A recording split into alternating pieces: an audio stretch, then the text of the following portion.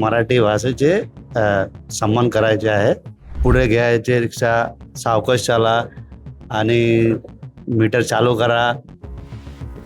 मला छान लागेल. मराठी येतोय मला पण ना थोडी बहुत येतोय. आता चांगले चालले मराठीत शिकायचं आले चालामध्ये. मराठी शिकतो. मैंने फोटोवर मी काढले तो ते उससे बोलू शकत. क्लासमध्ये मॅडम ने फार मेहनत करते, सखावते तर पॅसेंजरचं कशी बात करायची.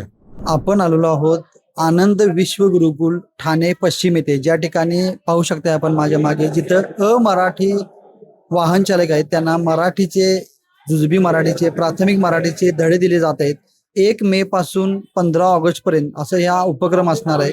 राज्याचे परिवहन मंत्री प्रताप सर नाईक यांनी यासाठी पुढाकार घेतला होता आणि आजपर्यंत या तारखेपर्यंत जवळपास 1600 शिक्षक यासाठी प्रयत्न करत आहेत आणि 1 लाखापेक्षा जास्त वाहन चालकांनी मराठी शिक्षणाचे धडे घेतलेले आहेत. त्यामुळं अशा पद्धतीनं जे वाहन चालक आहेत त्यांना मराठी ग्राहकांशी संवाद साधणं सोपं जावं यासाठी हा उपक्रम सुरू आहे. 36 पैकी 33 जिल्ह्यांमध्ये हा उपक्रम सुरू आहे आणि 15 ऑगस्ट पर्यंत याची मुदत आहे. त्याच्यानंतर 15 ऑगस्टला ही मुदत संपेल आणि अशा पद्धतीनं 1 मे ते 15 ऑगस्ट पर्यंत या चाललेल्या उपक्रमाची माहिती घेऊया. आपण प्रत्यक्ष वर्गामध्ये जाऊन जे वाहन चालक आहेत ते आणि त्यांना मार्गदर्शन करणाऱ्या शिक्षिका यांच्याशी संवाद साधून जाणून घेऊया या अमराठी वाहन चालकांना मराठीविषयी दिल्या जाणाऱ्या धड्यांविषयी. इथं अजून काही रिक्षा चालक, टॅक्सी चालक आहेत, त्यांच्याकडून जाणून घेऊया. MHA-MT मध्ये आपलं सरचे स्वागत. काय सांगाल या एकंदर क्लास विषयी? हे कोचिंगमध्ये हे शिकावचे आहे. रिक्षावाल्यांना हे उजवीकडे जायचे, डावीकडे जायचे, रिक्षा किती टाइम लागेल, किती वेळ लागेल हे शिकवायचे. की पुढे घ्यायचे रिक्षा, सावकाश चाला आणि मीटर चालू करा. मला छान लागेल. कसं वाटलं तुम्हाला मराठी शिकताना? अनुभव काय? मला छान लागेल. मराठी भाषेचे सन्मान करायचे आहे आणि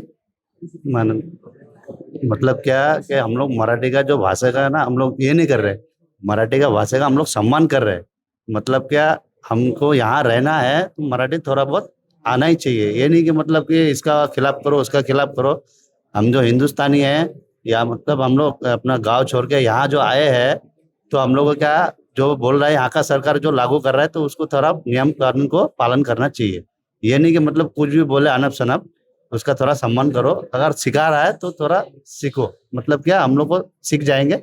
6 महीने का टाइम दिया है, 6 महीना भराया है तो सीख जाएंगे. मराठी शिकण्याचा उत्साह तुमचा अजून पण आहे. या वयात सुद्धा तुम्ही एखाद्या शाळेचे जर तुम्हाला जुने दिवस आठवत असतील, काय सांगाल? माझ्या अच्छा लागला. काय काय वाक्य शिकला तुम्ही? मी शिकला पहिले दवीकडे, उजव्याकडे, पुढे, मागे और पुला खालीवर या वरून जाणार हे शिकले. मला मीटर टाकून घे, मीटर टाकून घे, पडदा लावायचे, दोनों तरफ पडदा लावून ठेवा.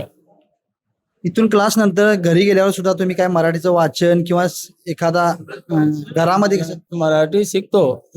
मैंने फोटोवर मी काढले तो ते उससे बोलू शकत.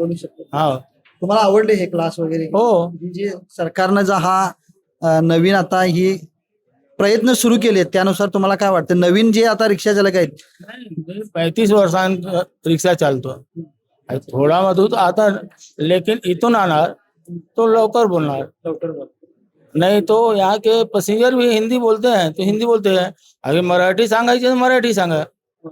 असा असा काय नाही की मी समजणार नाही. 35 वर्षांचे आले, अगर तुम्ही हिंदी सांगतो तर हिंदी सांगतो, मराठी सांगा मराठी सांगतो, असं काय नाही. मराठी येतोय मला पण ना थोडी बहुत येतोय.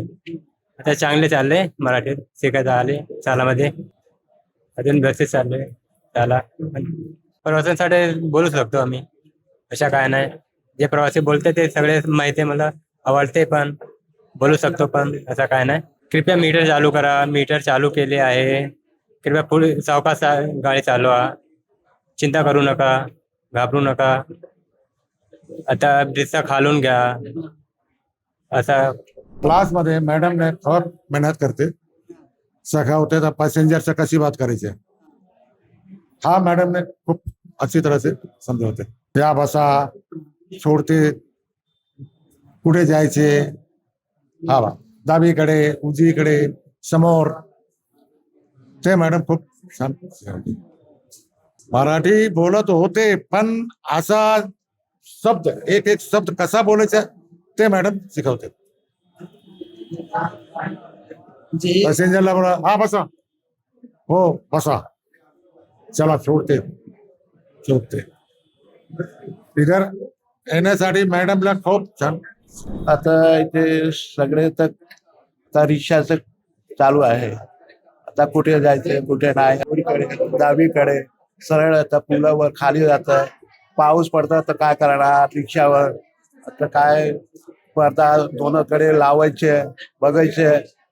आता सीएनजी भरणार आता काय करणार तर भरायचा थांबा 2 मिनिट वेळ लागेल. आता काय करणार थांबा 2 मिनिट जेवण झालंय आता थांबा मला जेवण जायचं घरीमध्ये जायचे.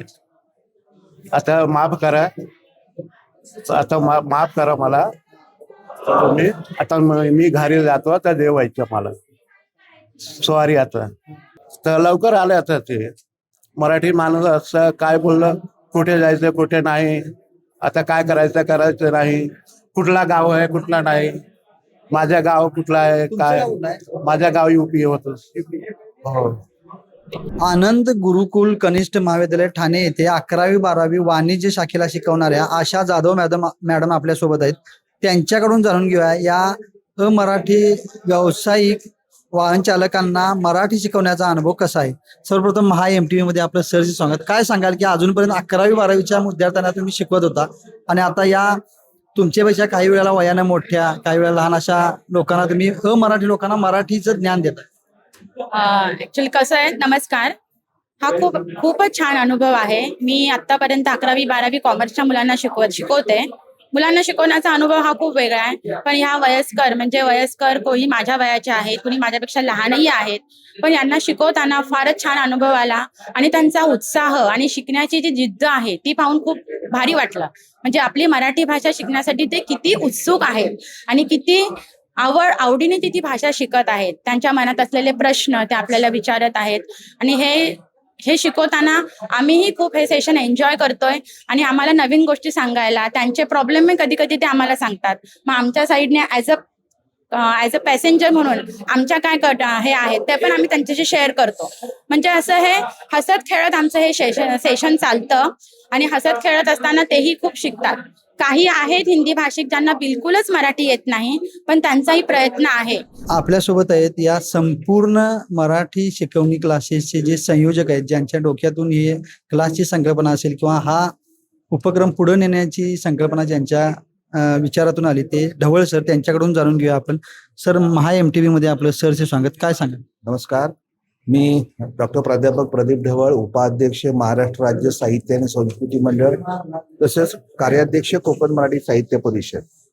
आज खरं तर हा 1 मे पासून ते 15 ऑगस्ट पर्यंत सुरू असणारा उपक्रम महाराष्ट्रातल्या अमराठी बांधवांसाठी जे रिक्षा चालक आहेत की गेली अनेक वर्ष या महाराष्ट्रामध्ये राहतायत व्यवसाय करतायत आणि त्यांचंही महाराष्ट्रावरती अफाट प्रेम आहे पण कुठेतरी मराठी भाषा की त्यांनाही बोलायची इच्छा असते मराठी भाषेमध्ये पण मराठी भाषा बोलत असताना येणारे अडथळे किंवा वाटणारी लाज किंवा एकूणच या सगळ्या महाराष्ट्राचा जर आपण विचार केला तर जवळजवळ 1,10,000च्या वर संपूर्ण महाराष्ट्रामध्ये आम्ही जवळजवळ 33 जिल्ह्यांचं दौरे केले आणि अतिशय उत्तम प्रतिसाद आपण सगळेजण बघताय.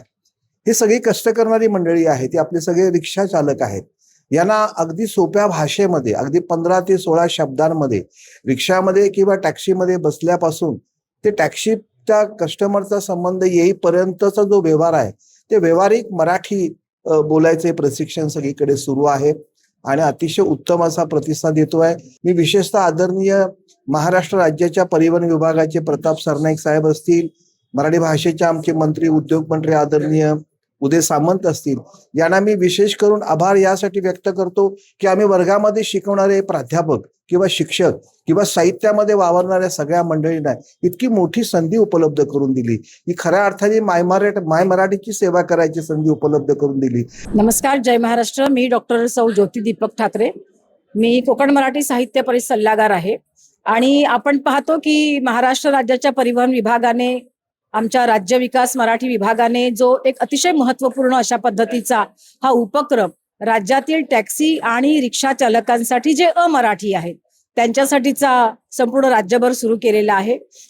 भाषेच्या संदर्भातली अस्मिता जागृत करण्यासाठी आणि मराठी भाषिकांची अस्मिता संपूर्ण देशभर नव्हे विश्वामध्ये नेण्यासाठी समर्थ असणारं नेतृत्व म्हणजेच हिंदू हृदय सम्राट शिवसेना प्रमुख बाळासाहेब ठाकरे आणि त्यांच्याच नावाच्या उद्घोषणेनं, त्यांच्याच नावाला घेऊन ही एक सुंदर अशा प्रकारचा हा उपक्रम हा संपूर्ण राज्यभर होतोय. अमराठी भाषकांसाठी मराठी शिकण्यासाठीचा हा अतिशय नाविन्यपूर्ण आहे. पोटा पाण्यासाठी मुंबई आणि ठाणे सारख्या शहरात आलेले हे वाहन चालक असतील, जे अमराठी वाहन चालक आहेत, त्यांची मराठी भाषा शिकण्याची उत्सुकता दिवसेंदिवस वाढत जाते. आणि पहिल्यांदा त्यांच्या मनात मराठीविषयी भीती होती, पण क्लासमुळे, शिकवणीमुळे आणि रोजच्या बोलण्यामुळे, ऐकण्यामुळे त्यांची ही भीती हळूहळू कमी होते. त्यामुळं चालकांकडून सुद्धा याला मोठा प्रतिसाद मिळतोय आणि एखाद्या विद्यार्थ्यांप्रमाणे, शाळेतील विद्यार्थ्याप्रमाणे त्यांची शिस्त पाळणे आणि शिकण्याची जिद्द आज पण कायम आहे, अशी प्रतिक्रिया प्राध्यापक ढवळ सर यांनी दिली. कॅमेरामन जयेश पाटीलसह मी अभिनंदन परुळेकर, महा MTB, मुंबई.